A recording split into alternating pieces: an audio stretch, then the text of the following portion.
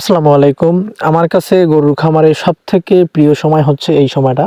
এটা হচ্ছে আপনার এই মুহূর্তে বাজতেছে আপনার ১১টা ১২:৩০ মতো।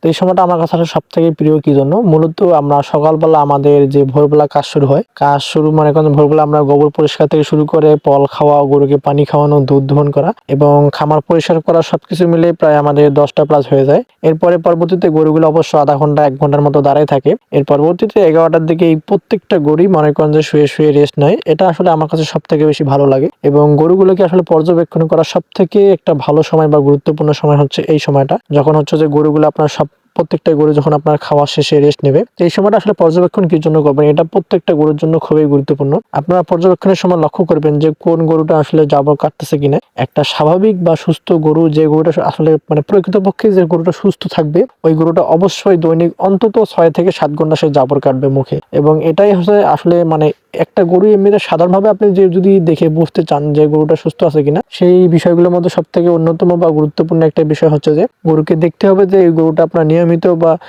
সঠিক ৬ ঘন্টা বা ৫ ঘন্টা এরকম নিয়মিত জাবর কাটতেছে কিনা। তাহলে দেখলে বুঝতে পারবেন। আরো বেশ কিছু কারণ থাকে, তবে তার মধ্যে এটা অন্যতম। তো আমাদের যে কয়েকটা গরু আছে মোটামুটি প্রত্যেকটাই আলহামদুলিল্লাহ জাবর কাটতেছে। শুধু একটা গরু বাদে। তো আমাদের এই গরুগুলা মোটামুটি আমাদের এখন প্রায় ৬ টার মতো গাভী আছে। ৬ টা গাভীর মধ্যে আমরা ৫ টা দুধ দহন করতেছি, একটা প্রেগন্যান্ট। তো এই গরুগুলো আসলে এখন পর্যন্ত আমাদের কাছে সুস্থ আছে, ভালো আছে। এটা আলহামদুলিল্লাহ আল্লাহ তাআলার কাছে শুকরিয়া। আর আমাদের যে ৪ টা বাছুর আছে তার মধ্যে এখানে ২ টা আছে। এইটা হচ্ছে ১ম টা হচ্ছে আপনার বকনা বাছুর। এটা আমার কাছে সবথেকে প্রিয় কারণ এটা আসলে দেখতেও সুন্দর এবং পার্সেন্টও ভালো। আর এর মায়ের আসলে দুধের রেকর্ডও অনেক ভালো আসতেছে এখন। আশা করতেছি তারও ভালো আসবে। আর এখানে একটা গুরুত্বপূর্ণ বিষয় আছে। এই গরুটা অনেক সময় জাবর কাটার সময় মানে অনেক সময় বলতে শুরু থেকে তার জাবর কাটার সময় মুখ দিয়ে ফেনা বের হয়। তো আমি আসলে একটা ভিডিওতে গত কয়েকদিন আগে দেখলাম যে ওই ডক্টর মানে উনি আসলে নিজেকে পশু চিকিৎসক বলে দাবি করতেছে।